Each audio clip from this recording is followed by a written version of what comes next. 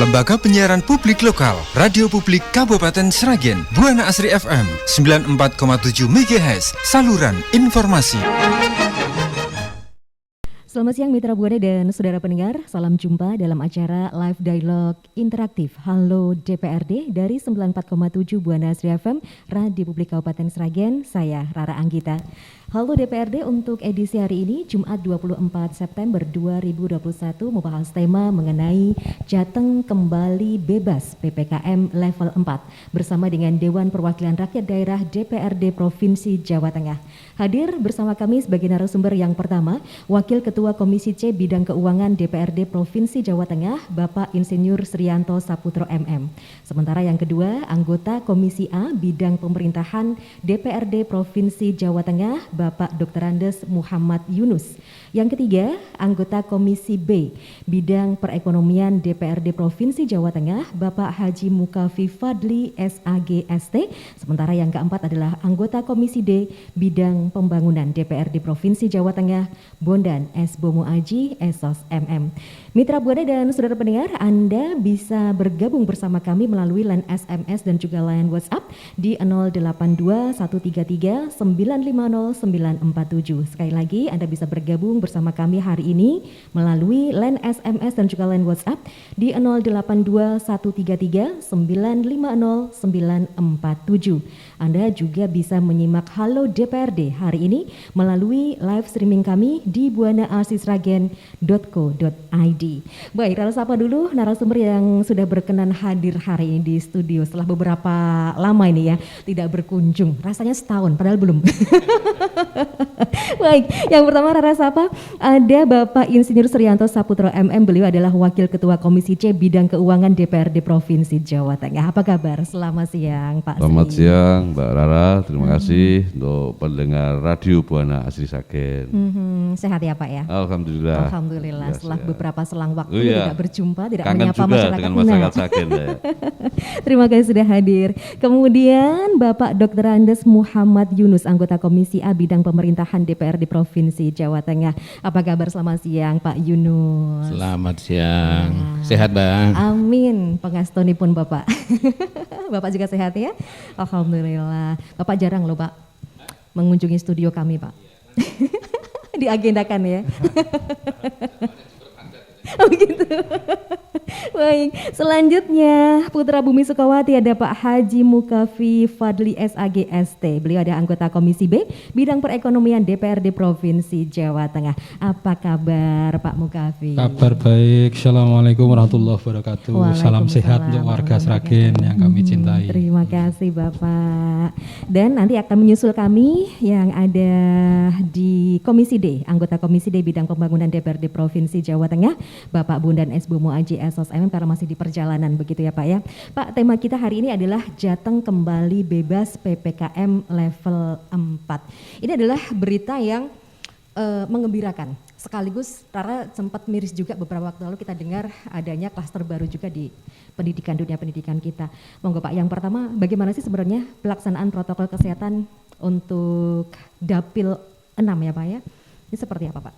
Iya, terima kasih. Ya, kita bersyukur kemarin sudah diumumkan bahwa Jawa Tengah bebas dari level 4 ya. Karena seminggu sebelumnya masih ada satu yaitu Kabupaten Brebes. Namun demikian bersamaan dengan itu kita juga dapat kabar yang kurang menggembirakan adanya klaster pendidikan. Karena PTM itu kalau nggak salah kemarin di Purbalingga juga di Jepara. Berarti kita memang dihadapkan pada sebuah dilematis ya. Di sisi lain kita pengen anak-anak kita segera sekolah, tapi mungkin di sisi lain ya karena dari beragam ya karakter siswa dari beberapa, tentunya kan sekolahan satu dari daerah-daerah tertentu kan, dan mungkin juga karena saking kangennya ya, saking kangennya lama tidak ketemu dengan teman-temannya, kemudian lepas kontrol. Nah, ini tentunya menjadi tanggung jawab kita bersama. Toh kalaupun level 4 sudah tidak ada, kan bukan berarti kita sudah selesai. tantangan kita masih berat, yang menuju level 2 semuanya kemudian 1, dan yang lebih bahaya lagi, kita harus mengantisipasi analisis bahwa ada kemungkinan kalau terjadi gelombang ketiga itu di bulan Desember. Makanya ini betul-betul harus hati-hati betul. Makanya tadi bahwa pertama kita senang bahwa sekarang hari ini sudah tidak ada daerah di Jawa Tengah yang level 4, tapi di balik itu tantangan kita masih sangat-sangat berat. Berarti kewaspadaan dan juga kedisiplinan Oh iya, harus tetap itu harus berjalan ya, Pak, dilakukan Oh betul. gitu. Ya. Terima kasih Pak Sri. Monggo ada tambahan Pak Yunus. Ya, yang jelas pertama disyukuri ya. Alhamdulillah karena saya kira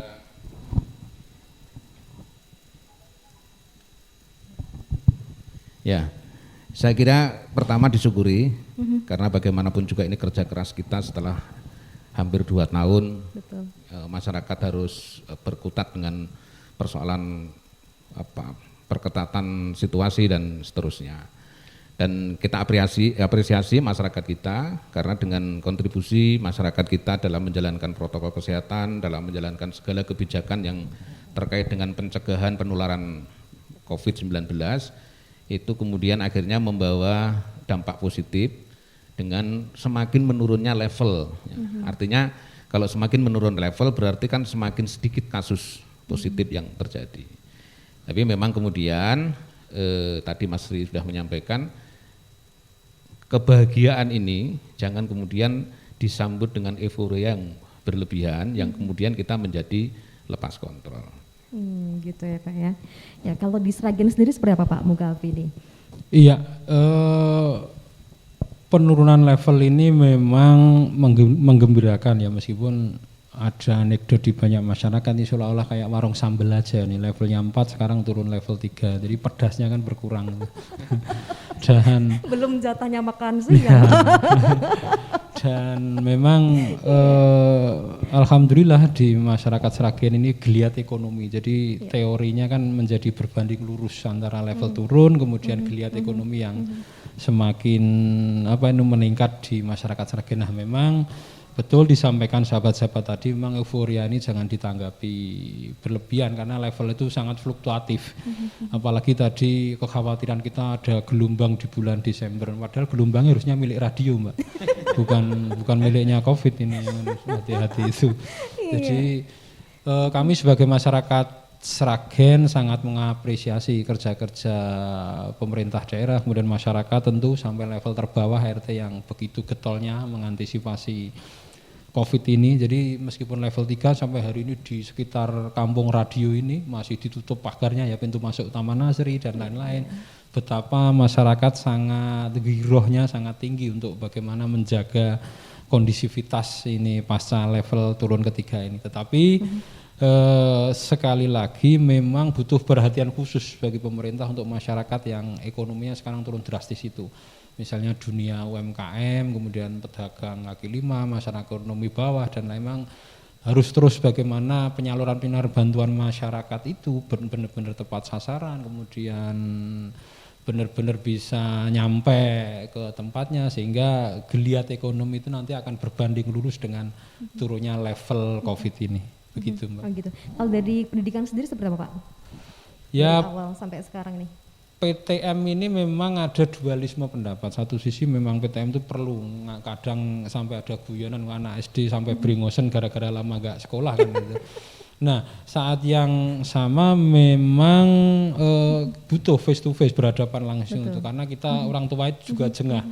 Apapun anak-anak kita hari ini tuh hampir memang sibuk anak-anak kita, tapi sibuk bermain HP memang. Nah cuma ini memang menjadi mandat dilema kita. Satu sisi ada klaster baru di dunia pendidikan, tapi di saat yang sama kita butuh ada tatap muka PTM itu. Tapi secara pribadi saya berpendapat PTM ini harus jalan terus, bahwa pada akhirnya ada klaster, yaitu yang diantisipasi. Jangan menjadi digebiah-uyah bahwa konsekuensi dari adanya PTM, resiko itu selalu memang ada, tetapi kalau protokol kesehatan itu benar-benar dijaga serius, saya yakin kekhawatiran tumbuh kembangnya klaster lagi itu akan bisa diantisipasi. Gitu.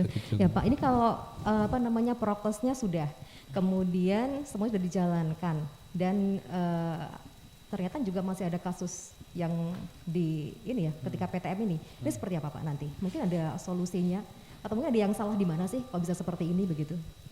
Iya, memang ini kan booming pasca diterapkannya PTM di Jawa Tengah itu. Nah, tentu anak-anak kita yang masuk ke sekolah itu membawa konsekuensi masing-masing. Memang mereka kan juga interaksi di keluarga, di kampungnya. Nah, tentu memang ini kayak shock dulu di sekolah ini karena mereka jarang tidak pernah ketemu. Nah, memang yang harus diperhatikan itu anak-anak itu, mohon maaf karena anak-anak itu memang relatif tidak disiplin orang tua sehingga kadangkala yang harusnya masuk kelas cuci tangan itu kurang tertib, kemudian cara mengantarnya itu kan berkerumun juga. Nah, itu memang harus diatur oleh perda atau aturan-aturan baku agar dalam PTN itu benar-benar terjaga kondisivitas yang baik dalam kesehatan, termasuk misalnya jarak duduk anak dan lain-lain itu. Saya yakin sudah diatur. Kan 50%-nya dari jumlah. Ya, 50%-nya. Tetapi memang yang agak sulit dikontrol saya lihat ketika menuju ke kelas. Jadi pembauran ngerumpi itu, jadi ada guyonan juga. Hari ini orang yang tidak taat prokes itu hanya satu kelompok, Mbak. Orang pacaran, nggak mungkin mereka berjauhan. Ya, anak-anak juga gitu kan. Anak-anak itu kalau dengan temennya kan terlalu dekat. Saya melihat sendiri karena saya ini ternak teri, Mbak, nganter anak, nganter istri, tugas jemput anak gitu. Jadi memang paham lah. Begitu Bapak. Anaknya sopo. Oh gitu ya Pak kami. Aduh ternyata usaha sampainya ternak teri. Monggo Pak Asri ada tambahan Pak Asri, ini seperti apa yang salah di mana sih gitu sebenarnya Pak kalau dari pandangan Bapak? Ya, saya juga sependapat ya, apapun PTM ini penting ya. Kita nggak bisa bayangkan kalau siswa-siswa kita belajarnya hanya dari daring, ketika nilainya bagus kan bukan berarti dia pasti pinter. Karena dia ketika ngerjakan pasti ngerpek lewat Mbah Google, yang jawabkan Mbah Google semua atau ibunya yang menjawabkan, ini kan juga repot. Juga kualitas pendidikan tentunya ini sangat membahayakan kalau terus selama ini. Belum lagi kendala-kendala teknis. Ya saya sendiri aja ngalami kemarin. Posisi saya baru di Sragen, pertama anak saya laporan listrik mati, bingung kan akhirnya. Untung pakai handphone baru selang wifi-nya ganti mati, ya kan? Itu kan otomatis kan, waduh, ketika listrik mati wifi otomatis mati. Tapi kita harus hidup, ganti wifi-nya mati ternyata apa? Lupa belum dibayar, nggak diingatkan gitu, sehingga kita harus ke istilahnya ke tempat untuk membayar. Contoh-contoh itu kendala teknis pasti ditemui oleh banyak orang. Belum lagi ada yang ya mohon maaf kuotanya habis, ya kan? Itu kan tidak semua, sehingga menurut kami benar kita tidak boleh takut berlebihan bahwa PTM tadi menurut saya terus dilanjutkan, tapi saya sependapat bahwa yang terjadi klaster baru ini segera di tracking ya, dalam arti harus dilacak betul sumbernya dari mana, kok tiba-tiba seperti itu. Toh kemarin di Jepara misalnya, saya dapat informasi di internal grup kami ketika sudah muat di media itu, ternyata konon itu justru sekolahnya bingung, nggak ada apa-apa. Konon ada oknum lah itu. Mudah-mudahan itu kalau itu terjadi kan ya membahayakan, memviralkan di media.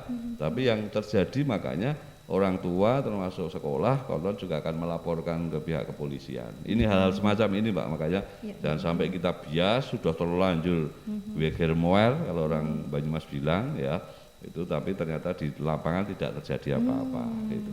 Jadi hoax-hoax juga masih ada gitu ya. Ya. Pak Yunus menambahkan? Ya, PTM tetap. Ada beberapa catatan selama pandemi ya, belajar online yang mungkin perlu, saya yakin pendengar semua sudah paham itu. Yang pertama dari sisi orang tua. Orang tua itu sudah 1,5 tahun mendampingi anak belajar online itu bosen, Pak. Bosennya bukan hanya persoalan menambah pekerjaan rutin, tapi nggak bisa mengikuti perkembangan materi yang ada di online itu, yang kemudian juga bikin orang tua jadi pusing. Dan yang evaluasi kedua adalah bahwa anak ini kualitasnya menurun. Betul. Meskipun tadi Pak Sri mengatakan nilainya bagus, tapi daya serapnya terhadap ilmu yang dia peroleh dari online itu sangat menurun. Karena mungkin ini kita karena selama ini memang terbiasa belajarnya tatap muka, ketemu guru, interaktif dan seterusnya. Nah, ketika dia harus ketemu dengan HP, layar HP, ini daya serapnya menjadi sangat rendah. Jadi dua hal itu yang menurut saya yang paling penting untuk mendasari bahwa tatap muka harus tetap diuji coba, dijalankan terus. Meskipun memang dari kasus dua yang disebutkan oleh Mas Ri tadi, itu perlu kita pelajari secara lebih mendalam sumbernya apa. Nah, sumbernya apa itu yang kemudian menjadi bahan pelajaran bagi daerah-daerah lain agar tidak terjadi seperti itu. Terutama kalau saya dulu sebelum PTM itu dilaksanakan, saya mencermati uji coba itu, memang yang paling bahaya bagi penularan itu di sarana transportasi.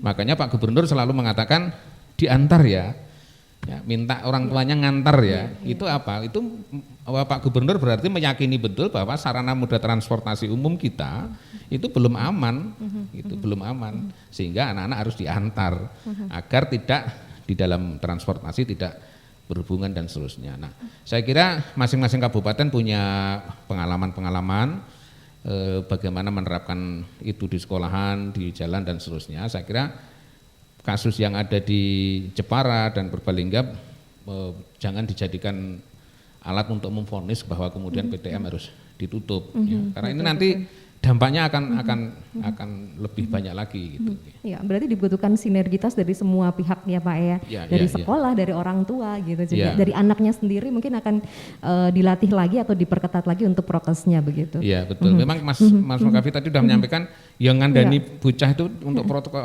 tertib itu memang tidak segampang orang tua yang sudah memiliki kesadaran. Kadang orang tua juga ada yang dablek. Nah, apalagi orang tua ada yang dablek juga makanya, gitu. Apalagi anak-anak gitu kan. Nah, apalagi anak-anak udah saya bayangkan gini Pak, sudah 1,5 tahun tidak ketemu, kemudian ketemu dengan teman-temannya, itu kan mesti yo wis salah gitulah, wis wah macam-macam.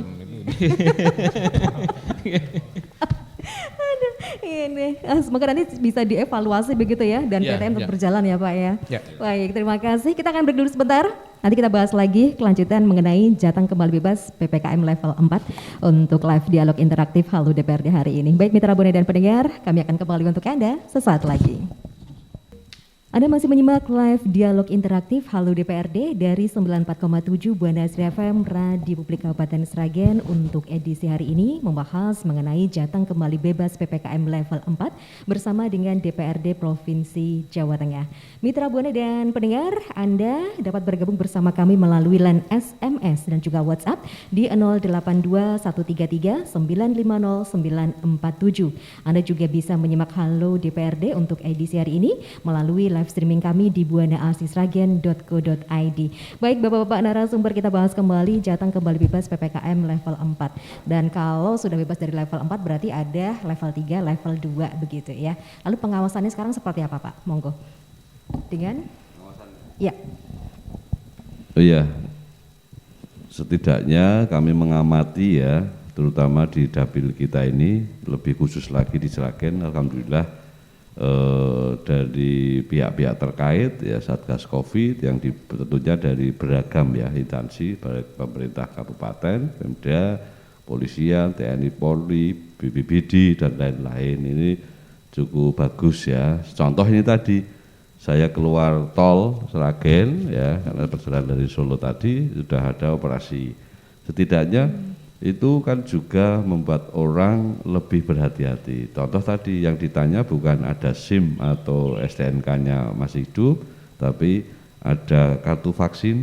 Nah, contoh-contoh seperti ini saya kira juga bagus. Ini semakin menyadarkan masyarakat. Karena apa? Evaluasi kita, tingkat vaksinasi di Jawa Tengah juga belum terlalu menggembirakan, khususnya juga di Sragen. Ya. Kemarin kan dari 35 kabupaten kota yang dosis kedua itu istilahnya sudah di atas 80%, itu baru beberapa kota saja, kota terutama kota Semarang, kota Tegal, kota Salatiga, kota Magelang, kota Pekalongan walaupun kota pun masih cukup rendah. Nah ini kan ayo vaksin ini harus terus kita genjot ya, agar apalagi pengen mengantisipasi gelombang 3, mudah-mudahan tidak terjadi. Tapi kalau setidaknya warga kita sudah divaksin, tentunya kan lebih tenang. Alhamdulillah sekarang kan sudah mulai yang umur 12 tahun, ya kan, sekolah-sekolah sudah mulai. Ini mudah-mudahan terus simultan sehingga nanti semakin bisa mengantisipasi. Gitu. Kalau berdasarkan pantauan Bapak nih, pelaksanaan vaksinasi ini yang perlu diperbaiki lagi apanya sih Pak sebenarnya? Yang apa? Yang perlu diperbaiki lagi apanya? Kaitannya untuk dengan pelaksanaan vaksinasi. Oh, vaksinasi. Iya. Ya tentunya informasi. Yang pertama informasi dulu, karena juga masih ada yang takut. Ada juga masih informasi setelah divaksin kemudian sakit bahkan meninggal. Hal semacam ini penting ya, kita edukasi ya. Kemudian yang kedua terkait dengan pelaksanaannya. Pelaksanaannya jangan sampai kemudian menimbulkan kerumunan. Tapi sekarang kita amati dari hari ke hari, contoh di kantor kami di Geradika, di komplek kantor gubernur DPRD itu kan setiap pagi. Sekarang semakin tertib karena apa? Untuk daftar itu kan harus online itu ya. Dipastikan misalnya sehari kuota 200, ketika lebih dari satu aja, dari 201 nggak bisa. Saya sendiri sudah mengalami ketika saya mau daftarkan pembantu saya, kemudian ketika daftar di situ, kemudian dilihatkan, di situ sudah ada sistemnya. Oh Pak, tanggal ini sudah penuh, tanggal ini.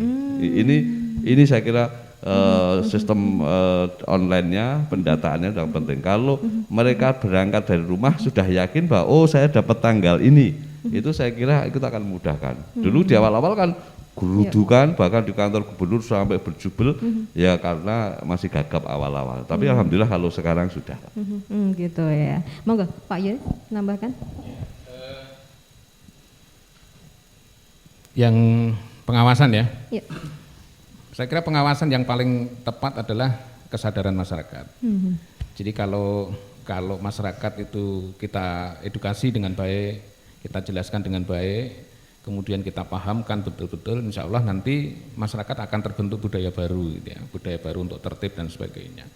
Kemudian pengawasan yang kedua yang lebih efektif menurut pengamatan kita ya lingkungan setempat. Karena lingkungan setempat ini yang paling tahu gerak-gerik dari warga sekitarnya.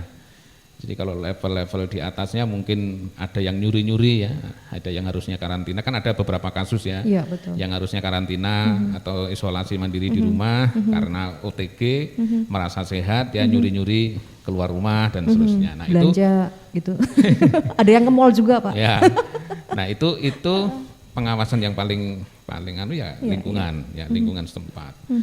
Memang kemudian di lingkungan pengawasan oleh lingkungan setempat ini memang harus hati-hati karena ini menimbulkan potensi konflik ya, konflik tetangga dan seterusnya. Ngerti ngono dadak diomong ke Pak RT ramu turat rasuceng kok kowe. Gitu. Jadi ya masyarakat kita ya begitulah ya. Gitu. Makanya kalau saya pengawasan yang paling bagus ya bagaimana menguatkan kesadaran masyarakat tentang pentingnya sekarang ini tetap harus waspada menjaga protokol kesehatan dan seterusnya. Tadi Mas Ri sudah menyampaikan juga soal vaksin ya. Tidak dipungkiri bahwa di masyarakat kita memang masih banyak yang takut ya. Kalau di lingkungan saya, misalnya saya itu di Desa Ngringo, Kecamatan Jaten, itu kemarin saya ngobrol dengan puskesmas, ya belum ada 60% lansianya. Karena apa? Rata-rata takut Mas. Takut, bukan takut karena ada chipnya di itu bukan takut, tapi engko anu ora lho aku wis tuwek kaya ngene engko gegek malah piye gitu itu masih gitu. Nah ini edukasi itu yang diperlukan, termasuk itu paham bahwa isu-isu tentang meninggal karena setelah vaksin dan seterusnya itu kan juga berbahaya untuk kita masyarakat kita. Edukasi menurut saya menjadi kunci utamanya. Kalau masalah ketersediaan vaksin seperti apa Pak?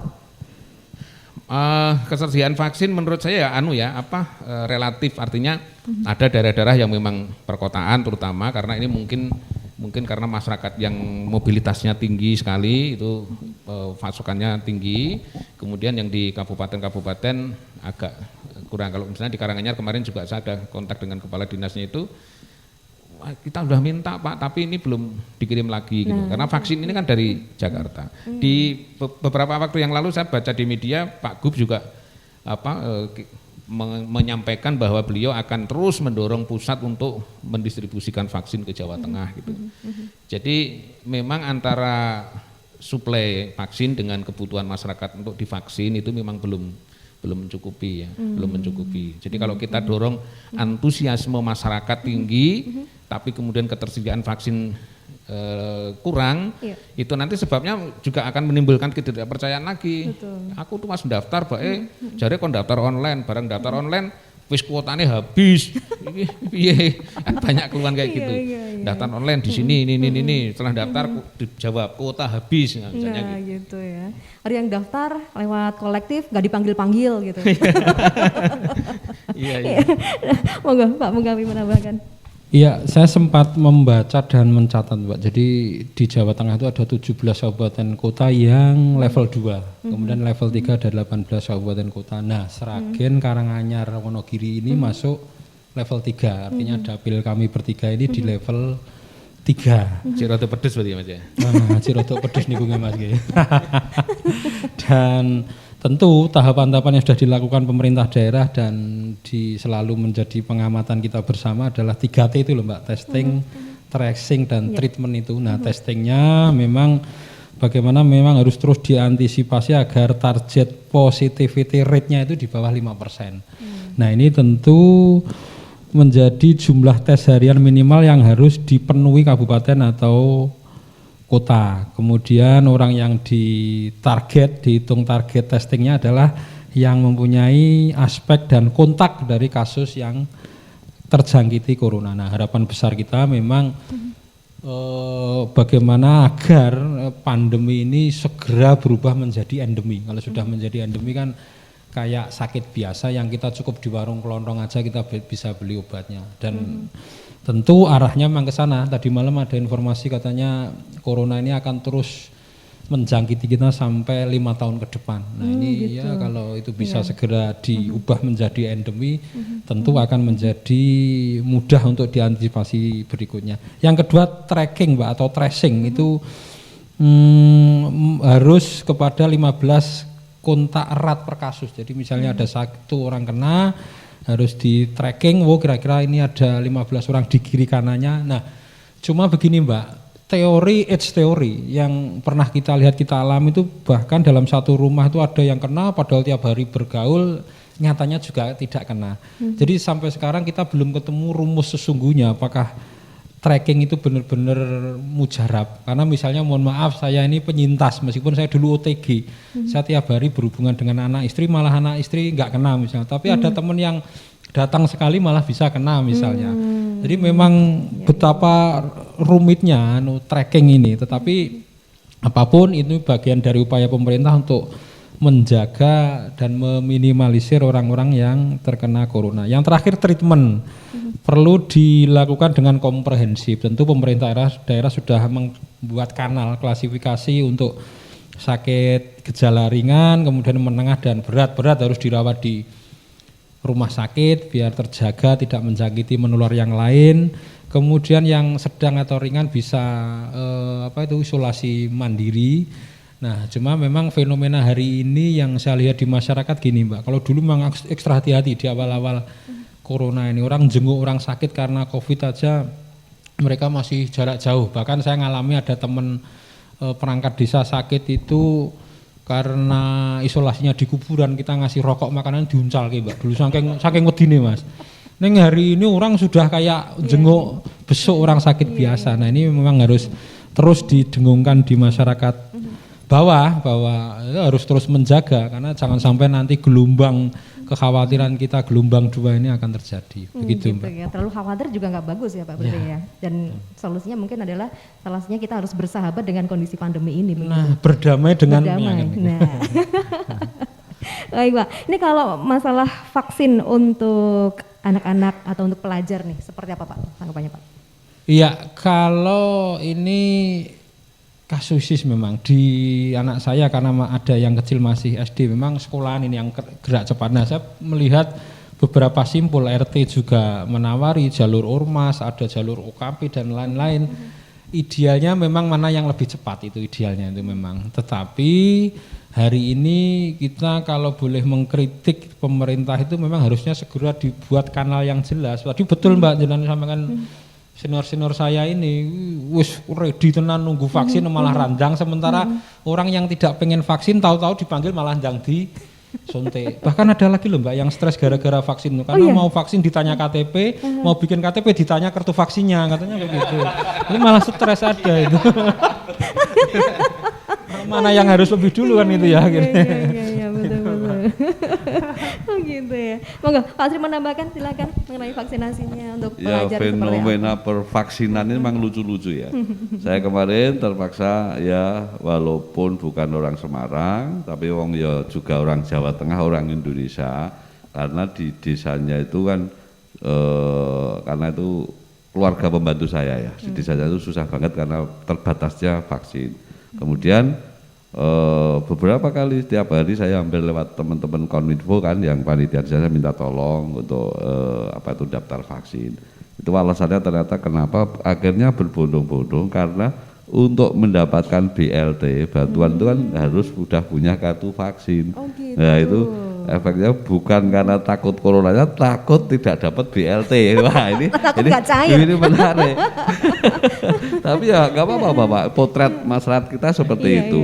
Memang kadang istilahnya harus ada efek jera yang akhirnya dia tuh merasa wajib gitu. Kalau enggak, misalnya hanya himbauan ya tadi, ada satu karena takut, mungkin ada malah yang nggak percaya lah, orang aku ya sehat-sehat wae kan gitu loh. Tapi dengan cara-cara seperti ini, walaupun pasti kontroversial, pasti ada kan yang dari sisi hukum, perundang-undangan, pasti ada yang mempersoalkan. Tapi bagaimana memotivasi, memacu ya tingkat vaksinasi yang bisa tinggi itu ya memang harus secara jurus-jurus seperti tadi. Karena apa, memang penduduk kita kan begitu banyak ya, begitu banyak sehingga terkait dengan pengadaan vaksin pun pasti juga ada persoalan. Kemudian yang kemarin kita kurang sependapat dengan gubernur ya, ketika gubernur mengeluh merasa direpotkan adanya apa itu vaksin dari partai politik, DPR, ormas yang lain. Enggak, menurut saya ini harus itu harus dihilangkan. Semua itu kita berpadu-padu dengan berbagai jalur ya. Kita dari partai politik melakukan ya, misalnya kita menyasar kader-kader kita, masyarakat umum kan juga membantu pemerintah. Toh tidak mungkin masuk vaksin mau dikorupsi ya kan, pasti kan bagaimana itu ikut mempercepat. Kami pun juga dalam waktu dekat ini ya 50.000 se-Jawa Tengah serentak itu. Ini saya kira partainya Mas Mukafi ya, Mas Yunus sama. Ini kan ayo berpadu-padu entah dari manapun bahwa kita adalah sebuah upaya untuk percepatan vaksinasi di Indonesia gitu. Gitu ya. Monggo, kayaknya Pak Ya. Yunus mau menambah. Saya mau nambahi Mas Ri, yang unik-unik tadi. Sekarang itu nambah lagi Mas, berminat untuk vaksin karena takut nggak bisa ke mall. Iya, Wah, itu betul. paling banyak itu. Iya. Jadi kan, iya karena saya gini, jadi tetangga saya itu dulu ada ya beberapa yang sempat saya tawari, ini ada peluang vaksin gini-gini aras-arasan gitu. Sekarang tuh ini kok kayak vaksin Om, lah ngopo? Ayo dan yang mall. Oh iya. Ini berarti pemerintah juga pinter dong ya. Iya nih, Iya, mencari itu. celah-celahnya biar masyarakat Iya. itu semakin tergugah, semakin cepat untuk mau ikut vaksin gitu Iya, ya. jadi memang masyarakat kita kayak begitu gitu ya. Jadi mungkin kita memang harus cari cara-cara yang unik-unik kayak gitu agar masyarakat kemudian secara tidak sadar dia dipaksa untuk vaksin. Gitu. Gitu. Nah, yang anak sekolah Mbak, yang anak sekolah menurut saya memang harus ada percepatan untuk anak sekolah ya, karena ini kan sudah PTM. Ya, sudah PTM, kalau mereka belum vaksin juga akan berbahaya gitu. Jadi itu. Nah, kemarin saya juga menambahkan satu, ini kan musim tes CASN ya. Nah, salah satu syaratnya itu kan harus sudah vaksin meskipun dosis pertama. Saya udah ngomong, kalau CASN itu dipersyaratkan vaksin meskipun dosis pertama, sementara pemerintah belum melakukan vaksinasi untuk mereka. CASN ini kan 18 sampai 35. Ini kan belum masuk dalam kelompok yang sasaran berikutnya. Nah, kalau itu dipaksakan, saya khawatir nanti akan banyak orang CASN yang punya hak untuk ikut tes menjadi gagal. Nah, alhamdulillah kemarin dikomunikasikan ke BKN gitu ya, dikomunikasikan ke BKM. Nah, saya belum memantau lebih jauh ini tentang perkembangan tesnya itu syarat vaksin bagaimana gitu. Ya. Nah, kemudian syarat yang kedua itu memang ini Mas, antigen. Ya, antigen. Kalau antigen ada beberapa kabupaten yang sudah memfasilitasi agar CASN ini bisa ikut tes, difasilitasi antigennya di puskesmas terdekat oleh pemerintah kabupaten. Nah, cuman yang vaksin ini yang kita belum dengar kabarnya. Gitu ya. Ini kemarin juga sempat dengar juga info ya terbaru, katanya pemerintah juga akan memvaksin anak-anak yang di usia di bawah 12 tahun, Pak. Ini seperti apa, Pak? Ya, saya kira penting ya, penting. Karena tadi di satu sisi kita ada tuntutan PTM harus, karena tadi dua hal tadi, orang tua sudah capek ngajarin anaknya. Ini secara psikologis juga akan menimbulkan dampak-dampak yang enggak bagus kalau terlalu banyak stres mikir anaknya. Kemudian yang kedua, dari sisi aspek serapan ilmunya ternyata juga enggak bagus. Gitu. Artinya tidak banyak ilmu yang bisa terserap dengan baik. Nah, kemudian menyebabkan PTM ini menjadi tuntutan yang harus kita laksanakan. Nah, mengantisipasi persoalan kesehatan memang salah satunya di luar prokes tadi yaitu mempercepat vaksin untuk usia-usia yang memang sekolah. Iya, kalau sementaranya memang 12 tahun ke atas ya, yang ke bawah kan belum gitu ya. Ya. Nah, ini kira-kira kapan nanti, Pak? Belum ada info lagi ya? Belum. Oh gitu ya. Monggo ditambahkan, ada yang ingin menambahkan? Pak Mengkafi? Oh ya, yang sempat kita baca karena kami ini kan bukan praktisi tapi pemerhati masalah kesehatan apalagi di era pandemi ini ya. Memang uji klinisnya di bawah 12 tahun itu jurnalnya kedokteran itu memang belum ada. Artinya memang uji coba sudah dilakukan tetapi referensi apakah di bawah 12 atau di atas 3 tahun ini belum karena memang masih menunggu ITAGI dan BPOM untuk rentang usia itu sehingga jumlah subjek penelitiannya itu nanti benar-benar bisa menjadi rujukan atau rumusan apakah anak-anak itu lantas segera boleh divaksin karena memang usia itu juga mempengaruhi vaksin juga sama ketika di awal-awal kita kan dibatasi di atas 18 tahun kemudian di bawah 60 tahun juga saat itu belum boleh nah sekarang boleh ke sana. Nah cuma memang yang rujukan untuk 12 tahun ke bawah ini sedang penelitian dan saya yakin pemerintah akan segera mengumumkan ini karena itu menjadi generasi penerus kita di masa depan, gitu Mbak. Iya betul ya. Nah ini kalau sudah turun level berarti namanya pengetatan sudah mulai dilonggarkan gitu ya Pak ya. Salah satunya tadi ada yang namanya fasilitas umum, terus mall, pusat perbelanjaan begitu. Ini ada saran-saran untuk masyarakat nggak sih Pak? Monggo Pak Sri. Saran-saran untuk masyarakat mengenai ini kan sudah mulai diturunkan levelnya gitu kan. Nah ini pastinya sudah mulai dilonggarkan untuk peraturan-peraturannya. Masyarakat berbondong-bondong euforia gitu ya, datang ke pusat perbelanjaan, ke fasilitas umum, wisata dan sebagainya. Ini ada saran-sarannya untuk masyarakat seperti apa Pak? Ya, ini yang kita khawatirkan ya. Saya kebetulan beberapa hari kan juga turun keliling ke desa-desa ya. Seolah-olah ya mereka itu Corona sudah selesai, ini yang bahaya. Mereka dalam pertemuan sudah tidak pakai masker. Ya mohon maaf, saya orang Muslim. Ketika kemarin kita sholat di masjid, ya itu pun ya sudah berdempet-dempetan, ya sehingga hal semacam ini yang harus kita antisipasi, ya. Kemudian kelonggaran-kelonggaran tadi memang di sisi lain kita senang lah. Dari sisi ekonomi kan mulai menggeliat, ya, menggeliat. Di Solo misalnya di sebuah hotel yang dulu sepi ya kemarin itu saya mau reservasi itu penuh, benar-benar penuh. Baru siang setengah jam 2 dapat kabar akhirnya dikabari bisa. Ini berarti kan ekonomi sudah semakin menggeliat dengan penurunan level kemudian dilonggarkan. Tapi lagi-lagi jangan sampai ini membuat kita lengah. Lagi-lagi sangat bahaya. Kemudian di rumah makan ya kan sekarang kan sudah kalau dulu sempat 20 menit ya makannya harus cepat. Kalau saya terbiasa makan cepat bisa 20 menit tapi yang enggak biasa kan berat. Kemudian istirahat dulu 1 jam mungkin ya. Itu toh sekarang juga kafe-kafe sudah penuh. Ini yang mari sama-sama kalau saran saya ya tadi saran kepada masyarakat tetap jangan lengah. Lebih baik kita menjaga diri. Kalaupun misalnya keluarga pengen bener-bener makan, ya cari tempat sing rada sepirah, kira-kira rame, lebih baik menghindar lah. Ya, atau kalaupun enggak, kalau yang seneng menu itu, ya lebih baik dibungkus dimakan di rumah saja. Ini cara-cara yang harus dilakukan. Gitu ya. Enggak ditambahkan. Jadi selamat datang dulu untuk anggota Komisi D Bidang Pembangunan DPRD Provinsi Jawa Tengah, Bapak Bondan S. Bomo Aji Esos MM. Siap, Mbak. Baru datang nih, Pak. Macet. Oh gitu. Tapi senyumnya mengundang ya. Baiklah. Opininya bagus sekali. KW, Pak ini. Mas ambil lalu. Kemarin ada kreasi UMKM bikin seperti ini ya, kita beli ya, gitu. Gitu ya. Semangat. Pak Bondan, ini bahasan kita adalah mengenai Jateng kembali bebas dari PPKM level 4, Pak. Bagaimana ini tanggapan dari Pak Bondan sendiri?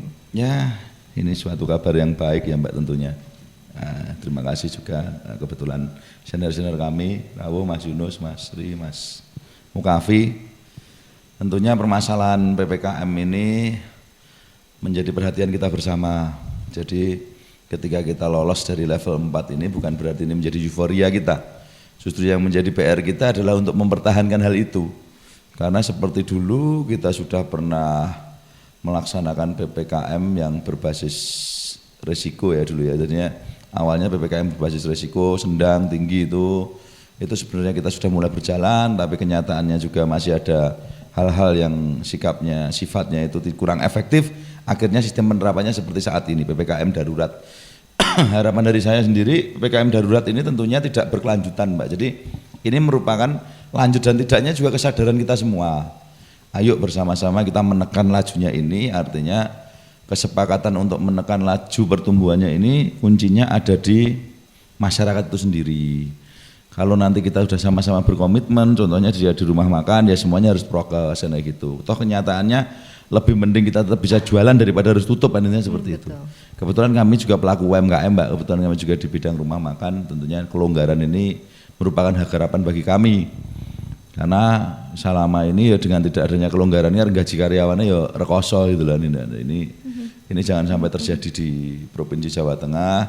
Harapannya ke depan kelonggaran ini jangan sampai hanya bersifat sementara, jadi berkelanjutan, tapi berkelanjutan dan tidaknya kan kembali dengan pola pikir dan pola kehidupan masyarakat kita. Intinya kata ngoten. Ya, terima kasih. Pak Yunus menambahkan?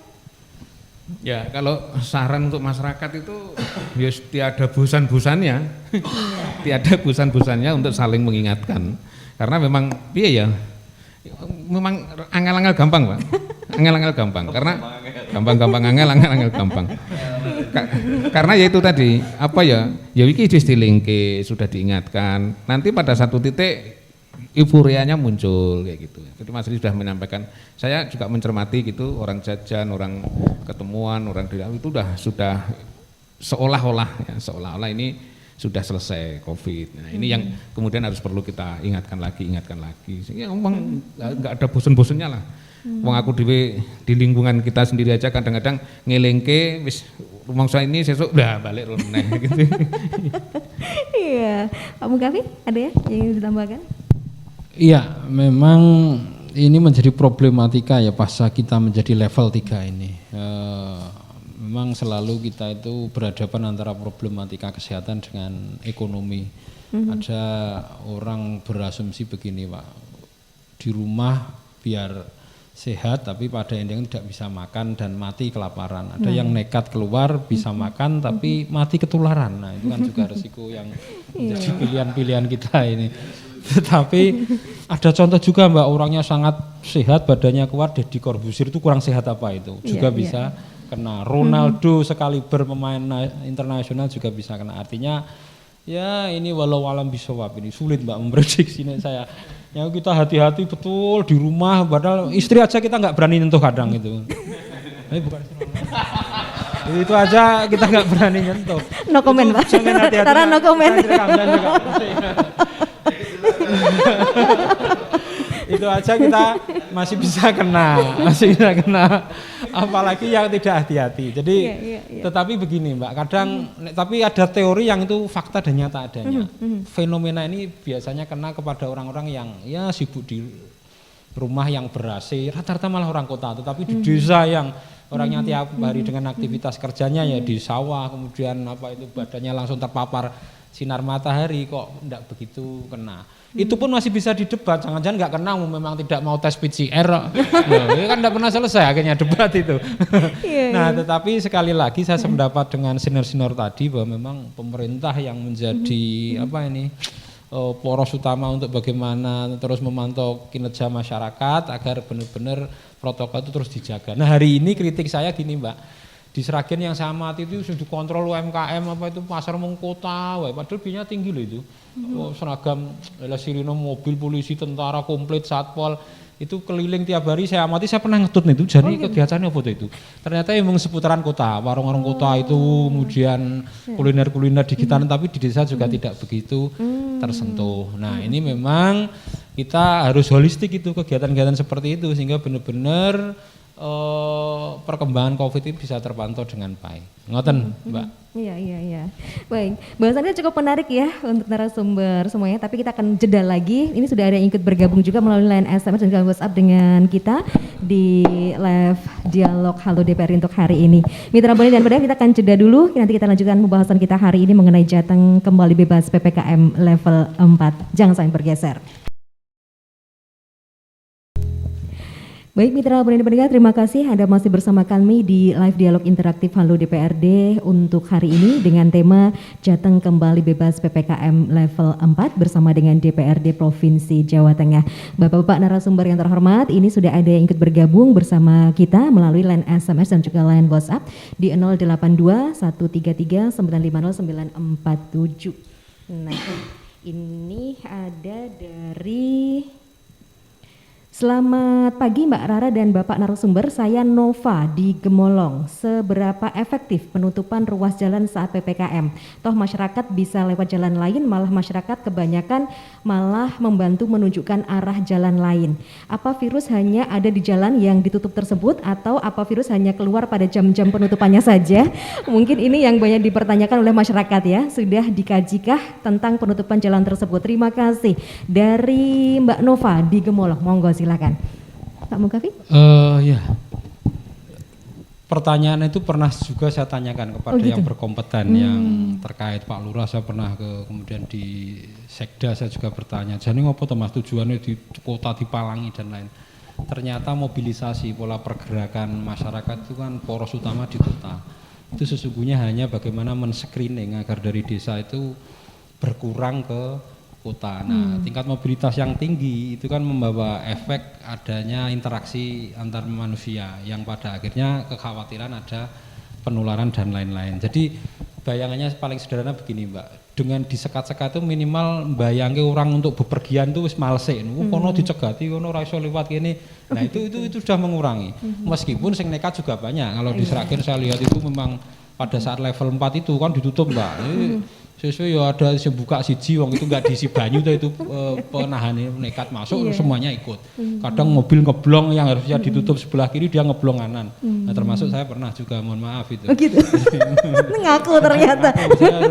Karena memang teori itu bagi saya kadang ya enggak masuk akal. Jadi apa sih dicegati kayak gini, ternyata ya memang hanya membatasi mobilisasi. Saya tidak tahu sahabat-sahabat nanti seperti apa itu tentang gitu. Ada yang menarik di Semarang ya. Dulu itu yang benar apa sampaikan Mas Bukawi, ini adalah efek psikologis. Yang penting secara psikologis itu orang sudah malas keluar dulu daripada mutar-mutar nggak karuan, malas. Di Semarang waktu itu pas gawat-gawatnya tidak sekedar ditutup, tetapi lampu jalan semua mati ketika pukul 8. Sehingga waktu itu ya sambil di rumah itu di medsos ramai dari guyonan itu ikan ngilangi laron apa corona. itu cerdas itu yang di media sosial sampai membuat status itu bikin geger-gegeran. Tapi apapun itu penting dan ternyata dampaknya ada. Kalau tadi ditanya dampaknya, akhirnya karena orang malas bepergian, pasti kan juga tidak terjadi kerumunan, sedikit yang keluar. Ini memang istilahnya itu shock terapi Mbak ya. Kalau soal dicegati bu bicaranya pasti bisa. Orang kalau mau nekat itu di pagar aja dilompati ya kan, dilompati apalagi hanya sekat jalan. Saya kira itu secara psikologis saya kira mempengaruhi juga. Oh gitu ya, terima kasih Pak Asri. Monggo Pak Yunus. Ya, jadi saya itu termasuk yang bertanya-tanya itu, Pak. Oh gitu Pak, sama juga. Iki janjane opo sih dadak dikit. Karena itu tadi jalan raya, jalan besar ditutup, tapi kan mereka beralih dikasih panah dibelokkan untuk lewat jalan tertentu yang lebih kecil. Itu sebabnya dampaknya apa? Dampaknya menyebabkan kerumunan di daerah-daerah yang jalannya lebih kecil. Betul. Ini malah lebih menurut saya justru lebih parah. Iya, macetnya dipindah. Di kota yang jalannya sudah besar itu malah lengang, tapi di desa-desa di kampung-kampung yang jalannya kecil-kecil itu jadi lebih padat. Orang desa malah bertanya, "Lah engko nek do nggawa coronane malah ning desa piye? Ora gening jalan kono bae," kan gitu. Ini. Tapi kemudian saya mikir karena juga sampai sekarang saya juga belum menemukan jawaban pasti tentang apa sistem penyekatan itu. Tetapi tadi bayangan saya ya iki paling ya wis gendho males ngono wae. Gitu masyarakat ben digawe males wah rono cegat rasah rono. Ya, misalnya apa arep rono liwate ngendi muter sik rono wis nasibe ya misalnya begitu. Gitu, itu aja. Tapi dari alasan konkretnya saya juga belum menemukan itu karena tadi ternyata penyekatan itu menimbulkan kelenggangan di situ, menimbulkan kemacetan di tempat-tempat yang lain. Betul. Gitu. Mindah berarti. Pindah tempat toh. Pindah dalan tok sing kono sepi kok sing rame dadi dalan liyane gitu. Iya, monggo Pak Bondan menambahkan. Ini sepertinya ini saya nanti korbannya ini ya, karena perhubungan urusan kita. Intinya begini Pak, sebenarnya memang pertumbuhan ekonomi di masyarakat kita itu salah satu penunjangnya adalah infrastruktur. Maka dari itu termasuk semboyan kami di Komisi D bahwa infrastruktur ini merupakan barometer tentang pertumbuhan ekonomi. Infrastrukturnya bagus, perekonomiannya akan bertumbuh dengan baik. Perekonomiannya baik berarti ya pasarnya rame, aktivitas masyarakatnya rame, kegiatannya itu akan rame. Nah, ketika kita bertolak belakang terhadap keramaian itu, otomatis akses infrastruktur ini sedikit kita batasi. Dengan sedikit kita batasi itu otomatis serta-merta nanti perputarannya pun akan juga terbatas.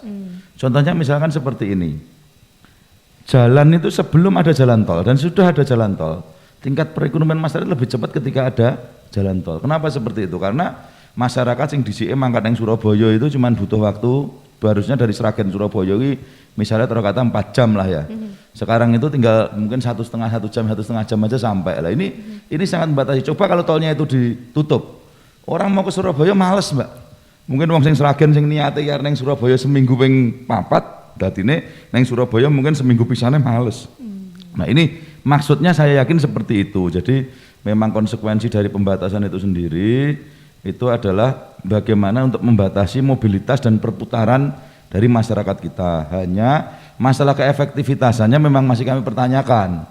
Artinya apa hubungannya itu genah signifikan kan seperti itu. Kalau memang hubungannya dengan perputaran perekonomian dan perputaran kerumunan masyarakat, saya yakin mobilitas masyarakat pun akan jadi turun ketika ada penyekatan jalan itu. Cuman korelasi dan efektivitasnya dengan penanggulangan COVID ini ya masih kita pertanyakan, intinya seperti itu ya. Semoga saja ini nanti bisa menjadi wacana kita ke depan intinya kesempatan. Iya, dan segera terjawab. Terima kasih Mbak Nova yang ada di Gemolong. Selanjutnya selamat pagi, saya Dwi di Sragen. Kalau di luar negeri warganya lebih patuh mentaati peraturan saat lockdown karena semua warga yang kaya maupun miskin ditanggung dan disubsidi oleh pemerintah. Kalau di sini kita semua disuruh patuh peraturan tapi untuk makan saja masih harus cari sendiri. Itu yang membuat masyarakat banyak memprotes kebijakan-kebijakan yang diturunkan karena buat cari makan saja masih sulit. Menurut Bapak narasumber, apakah peraturan yang diturunkan pemerintah sudah benar dan memihak ke warga? Terima kasih, monggo.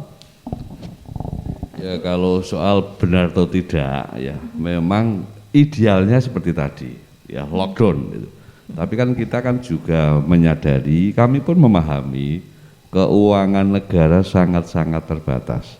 Kita nggak usah nasional lah, Jawa Tengah saja kemarin kebetulan saya di Banggar tahu persis ya betapa kita kepontal-pontal dengan APBD yang sudah minim, kena refocusing untuk ngurusi COVID saja yang tahun 2020 kemarin 2,3 triliun ya. tahun ini 1 triliun lebih sedikit. Ini sudah geser-geser, akhirnya harus menggeser ke yang lain. Termasuk kemarin sebenarnya akhirnya yang mau dikorbankan itu bantuan keuangan kabupaten kota se-Jawa Tengah yang melalui Musrenbang. Gubernur sudah A1 sudah itu, memang konsepnya seperti itu. Kita di Banggar karena kami di Dewan juga tidak egois. Kasihan Bupati Wali Kota sudah Musrenbang, sudah diplot tapi akhirnya nggak ada. Itu kita perjuangkan lewat Banggar. Akhirnya kita cari titik temu, jumlahnya tidak 100% maksimal, tetapi kan tetap ada. Ini contoh ya, sehingga apa yang sampaikan tadi menarik bahwa itu memang seharusnya kalau negara punya duit, lockdown, rakyat di istilahnya dikasih makan lah. Selama lockdown itu rakyat diupeni betul, itu baru luar biasa. Tapi kondisi dengan bangsa kita satu penduduknya jumlahnya sangat padat, sangat banyak, keuangan negara kita terbatas, ya walaupun tidak ideal, tapi konsep yang diterapkan pemerintah ini yang mungkin dikatakan tepat. Contoh PPKM ya, yang semula darurat, ketok yang gegirisi ya sebulan kemarin melakukan, akhirnya pakai model level-level seperti ini, kemudian dievaluasi, kemudian bantuan ada, tetapi harus diverifikasi. Yang di bawah pun akhirnya juga memunculkan konflik, ya kan?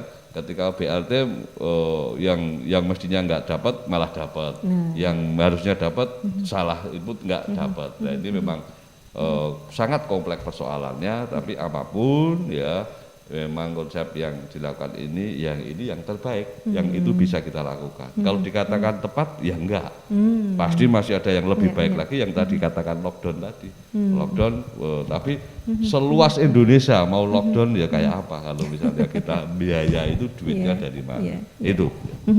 Monggo nih, siapa selanjutnya yang akan menambah, Pak Mukafi? Ya, gini Mbak, saya sempat mencatat bahwa ada 6 bantuan pemerintah. Jadi menjawab kegelisahan penanya tadi tentang bagaimana pemerintah. Itu 6 itu diantaranya kan ada relaksasi untuk PLN yang 450 volt ampere. Jadi itu asumsinya mereka warga tidak mampu itu dibantu pemerintah. Kemudian ada program PKH, ada program untuk UMKM yang 2,5 juta itu, ada sembako, dan ada sekitar 6 itu. Nah cuma memang itu menjadi debatable di masyarakat memang bantuan itu, karena memang yang paling benar-benar berhak menerima itu siapa, biar tidak tumpang tindih, biar tidak ada duplikasi. Karena komplain ke kita itu juga banyak, karena hari-hari ini kan dipasrahkan ke masyarakat, ke lurah, kepala desa. Nah banyak masyarakat yang dulu-dulu lurah yang oleh, dan ada fenomena seperti itu.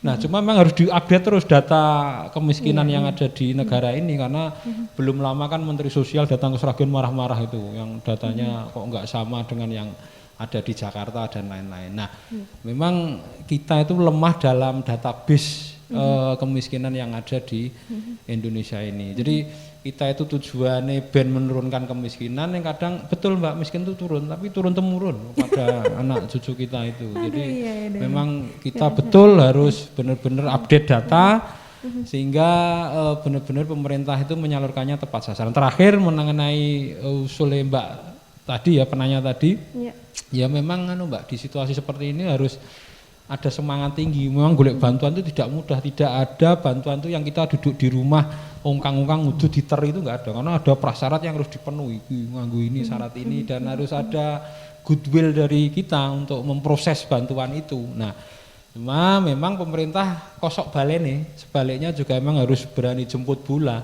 biarlah bantuan itu benar-benar yang menyasar kepada yang tidak mampu.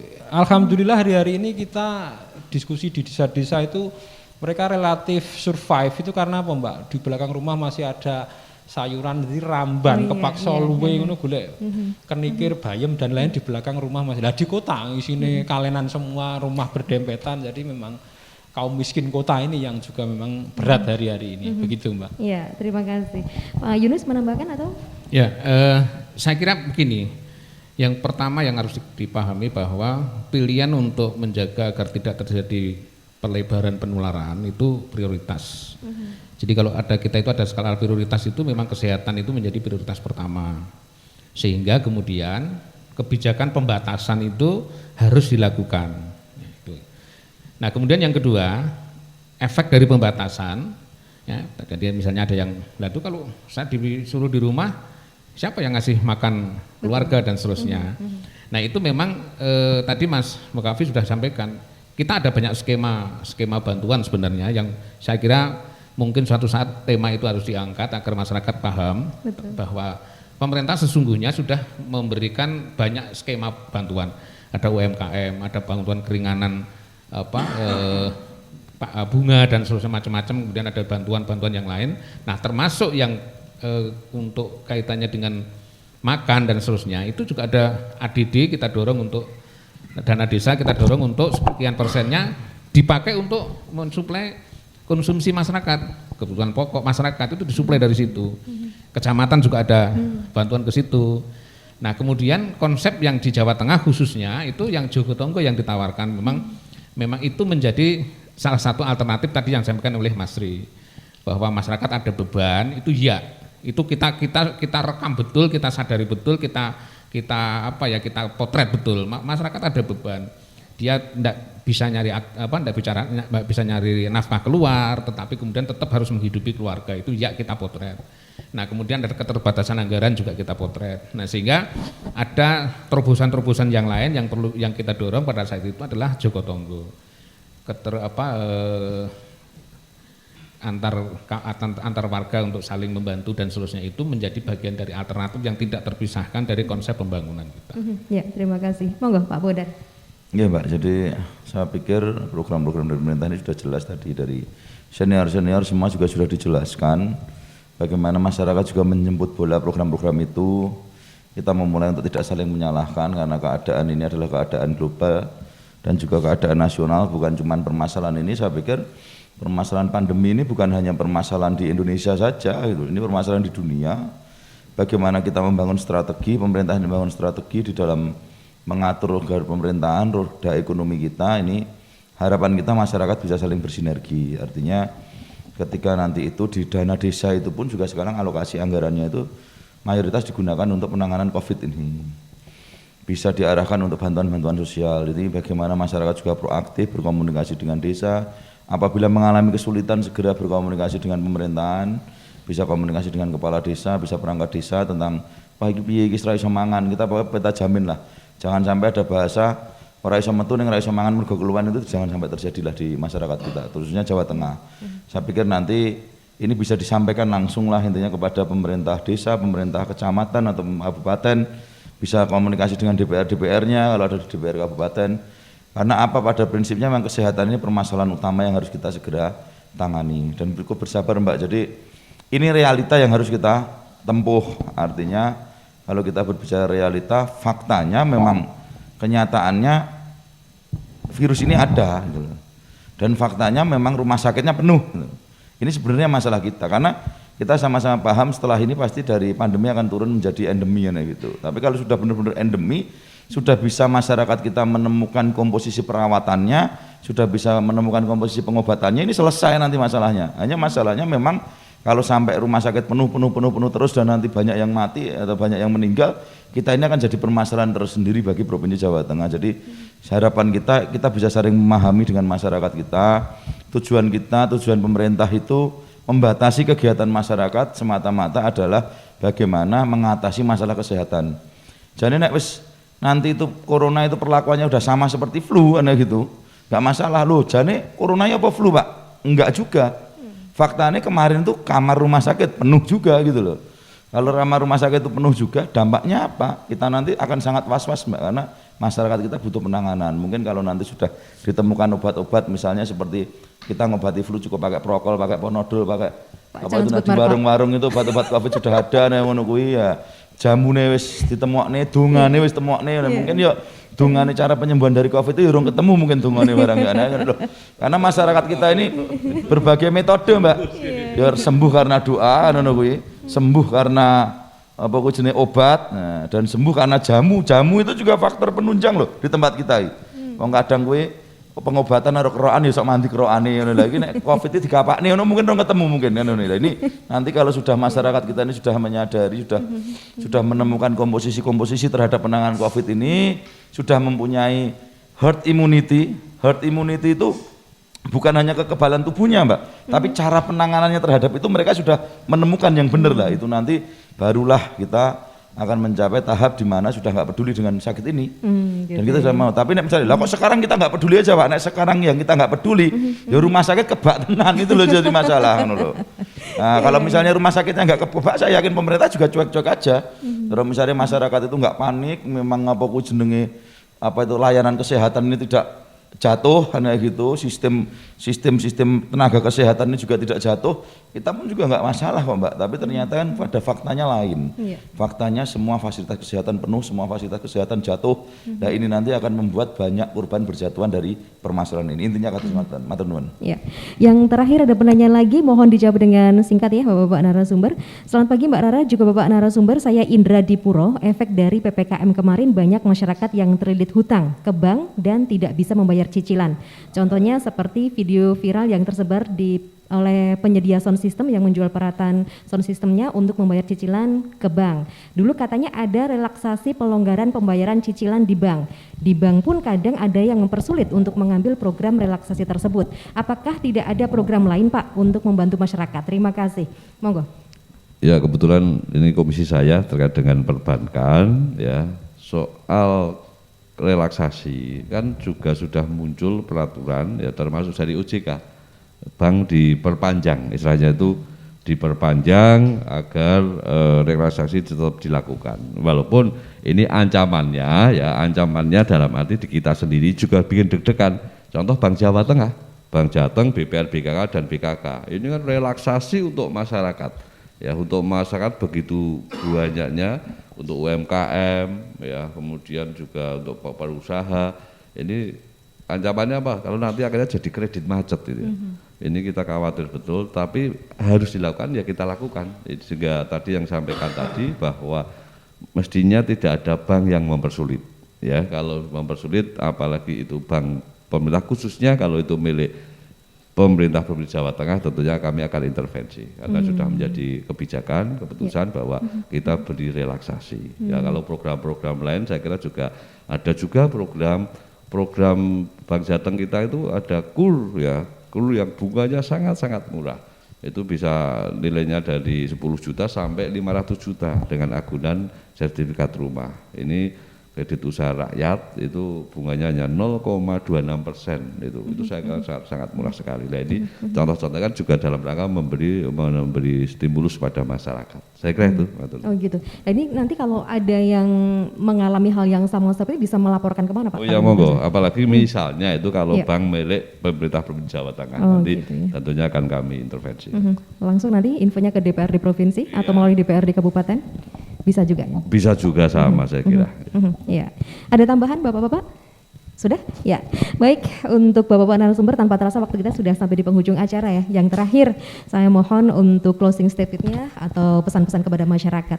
Monggo Pak, dari sini dulu Pak Mukafi. Ya, saya kira hal yang paling utama adalah bagaimana tadi herd immunity itu dengan jawabannya adalah vaksinasi yang terus digencarkan ini. Nah, cuma memang vaksin pun kita juga harus ekstra hati-hati Mbak. Ada anekdot juga, Mas jenengan itu kok positif COVID itu saat apa? Saya saat Mas antri kerumunan vaksin. Nah, itu kan juga harus jadi hati-hati. Jadi nggak kacek juga jadi akhirnya baru lagi. Vaksin malah kena itu kan artinya memang klaster vaksin. Jadi memang harus semuanya harus serba hati-hati. Begitu Mbak, matur suwun. Iya.